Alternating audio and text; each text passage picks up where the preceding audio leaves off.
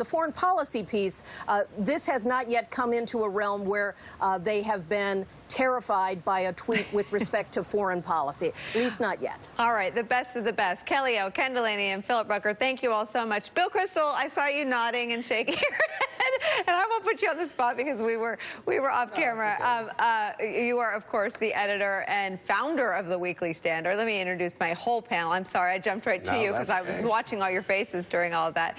Democratic strategist and former deputy campaign manager for Martin O'Malley, Liz Smith, Megan Murphy, editor of Bloomberg Businessweek, who dropped more things than I usually do from the table during all that, and Jason Johnson of Chris Christie interview fame, politics editor of TheRoot.com and MSNBC contributor. But I have to ask you, just on this question of self-inflicted wounds, I mean, I worked in a Republican White House, and you were an honest critic when we screwed up. But this idea of self-inflicted wounds, I mean, it's like self-inflicted political wounds on steroids to watch this White House. Yeah, I mean, everyone says Twitter is the problem, or tweeting is the problem. Trump's the problem. Tweeting is not the problem. Lying is the problem. I mean, if he honestly, I mean, bluffing is a nice way of saying it. But I play poker a little bit. Bluffing is lying.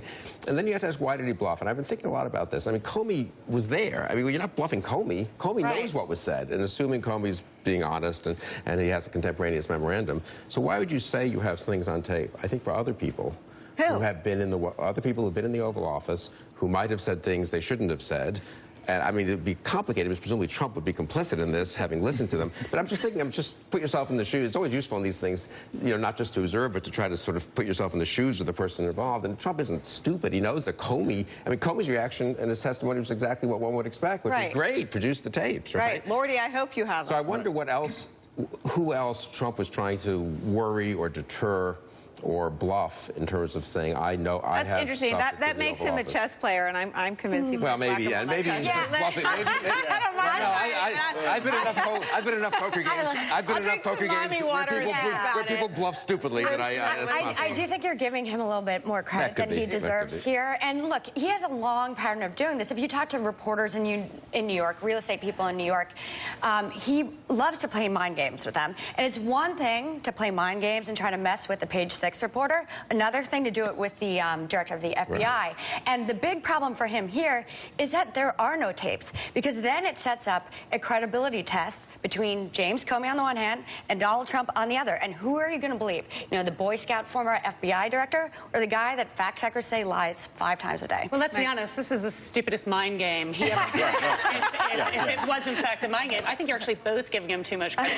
I don't even know where to begin with this. On a day when the Senate health care bill is released, we are sitting here talking about tweets we all know never existed, that he basically made up on the fly to distract from, to distract from a crisis that was unfolding. He had no outlet. He didn't know where he was going. He said it. He knew it wasn't true when he did it. And instead of talking about Medicaid cuts, instead of talking about a massive transfer of wealth to the wealthy under the new bill, we're talking about tapes that we didn't exist, that he's tweeted about. And again, it's just 24 hours of ludicrousness, again, that we're forced. Well, doesn't that prove that Trump is clever? Exactly. We're going to talk about all this too, but I mean, the tapes become an important part of the story about the investigation into Russia. And I think the reason that all this matters is because, and it reminds me of the first chapter of Charles Krauthammer's books, if you get the politics wrong, if you get the Russia question wrong, nothing matters. If Russia picks our next president, nothing matters. So I think the tapes matter as just a piece of the Comey chapter in the Russia. He fired the head of the guy who was investigating Russia. Right. So I think that's why tapes matter. And I wonder what it tells you in the larger context of the Russia investigation. Well, one, that, to claim that he had tapes was another form of obstruction of justice, an attempt to influence and abuse people. So when he's saying, like, oh, you better hope there's no tapes, it's like, well, and that's Adam Schiff's point. Exactly. Yeah. You're also trying to influence the process. But I also think this.